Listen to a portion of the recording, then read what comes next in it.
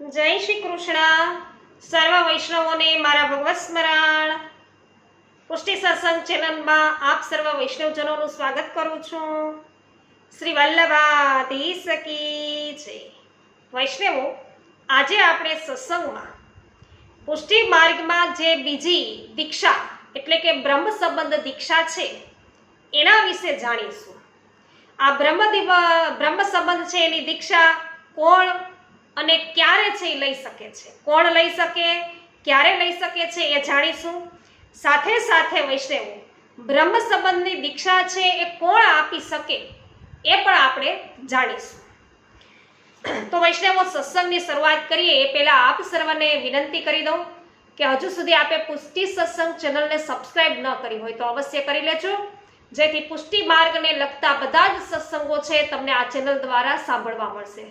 રોજે રોજ છે નવો વિડીયો આવે અપલોડ થાય એટલે તમને નોટિફિકેશન મળી જશે કે આજે આ સત્સંગનો વિડીયો આવી ગયો છે, તો તમને સરળતાથી છે વૈષ્ણવો સત્સંગ પ્રાપ્ત થતા જશે.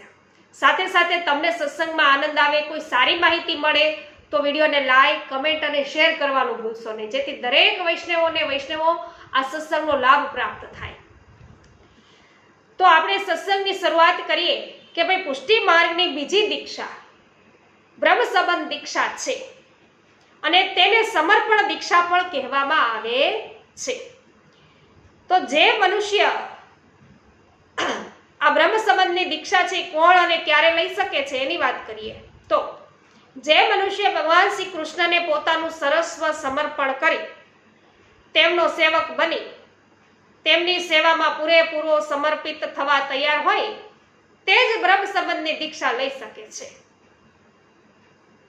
તો તેણે જ આ દીક્ષા લેવી જોઈએ જેને શ્રી કૃષ્ણનું સેવક થવું હોય એને.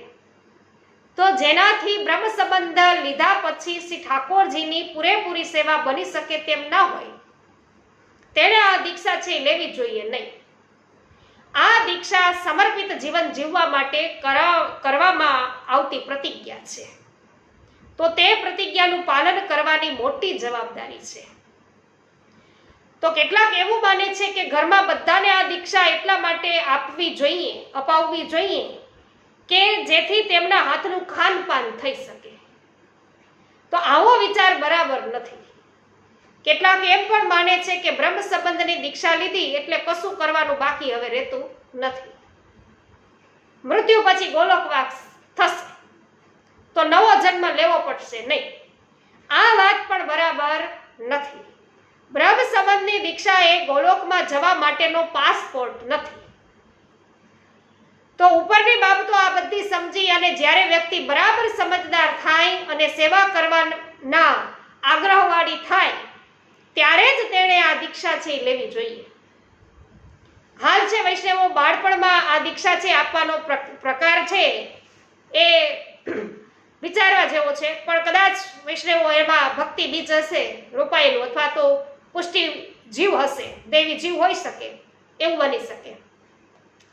તો બ્રહ્મ સંબંધની દીક્ષા કોણ લઈ શકે એ આપણે જોયું, પણ હવે કોણ આપી શકે એ આપણે જોઈએ. તો શ્રી ઠાકોરજીએ ગોકુળમાં પવિત્ર એકાદશીની મધરાત્રે સાક્ષાત પ્રગટ થઈ અને શ્રી મહાપ્રભુજીને બ્રહ્મ સંબંધનો મંત્ર આપ્યો હતો અને આજ્ઞા કરી હતી કે તમે જે જીવોને આ મંત્ર આપશો તેમનો હું અંગીકાર કરીશ. આથી શ્રી મહાપ્રભુજીએ પુષ્ટિ જીવોને બ્રહ્મ સંબંધનો મંત્ર આપી પુષ્ટિ માર્ગમાં શરણે લેવાની શરૂઆત છે કરી હતી. તો આપણે વૈષ્ણવો આગળ પણ સત્સંગમાં જોઈ ગયા છીએ તેમ શ્રી વલ્લભ વંશજ શ્રી મહાપ્રભુજીનું સ્વરૂપ છે. વલ્લભ વંશજ એટલે કે વલ્લભ કુળ. તો તેથી શ્રી વલ્લભ વંશજના હૃદયની અંદર શ્રી મહાપ્રભુજી બિરાજે છે. તો શ્રી વલ્લભ વંશજના હૃદયમાં બિરાજીને શ્રી મહાપ્રભુજી જ આ દીક્ષા આપે છે. માટે બ્રહ્મ સંબંધ મંત્રની દીક્ષા આપવાનો અધિકાર કેવળ વલ્લભ વંશજોનો છે. તેમના સિવાય અન્ય કોઈ પાસે દીક્ષા છે એ લઈ શકાય નહીં કે અન્ય કોઈ આ દીક્ષા છે એ આપી શકે નહીં. અને હવે વૈષ્ણવો, બ્રહ્મ સંબંધ મંત્રનો અર્થ છે એ આપણે સમજશું હવે પછીના વિડીયોમાં. સાથે સાથે આ મંત્ર શું છે એ પણ આપણે જાણીશું અને એ મંત્રને આખું વિસ્તારથી પણ વૈષ્ણવો આપણે સમજીશું. તો અવશ્ય અમારી સાથે જોડાયેલા રહેજો. પુષ્ટિ સત્સંગ ચેનલને હજુ સુધી આપણે સબસ્ક્રાઇબ ન કરી હોય તો અવશ્ય કરી લેજો. એટલે હવે પછી જે વિડીયો આવશે એ પણ તમને છે ખ્યાલમાં આવી જશે. અને વૈષ્ણવો, જો તમને આજે સત્સંગમાં સારી માહિતી પ્રાપ્ત થઈ હોય તો વિડીયોને લાઈક, કમેન્ટ અને શેર કરવાનું ભૂલશો નહીં. અને એ પણ આપને જણાવી દઉં વૈષ્ણવો કે આપણે YouTube ઉપર રોજે રોજ રાત્રિના 9:30 વાગ્યે લાઈવ થઈએ છીએ. તો લાઈવમાં આપણે ભગવદ વાર્તા કરીએ છીએ. તો ભગવદ વાર્તા જે પરંપરાથી વૈષ્ણવોના ઘરે થતી આવી છે એ જ પ્રકારે આપણે કરીએ છીએ કે જેમાં વૈષ્ણવો આપણા પુષ્ટિ માર્ગીય ગ્રંથો છે, પુસ્તકો છે એનું વાંચન કરું છું. તો જેની અંદર વૈષ્ણવો વાર્તા સાહિત્ય છે એનો સમાવેશ થાય.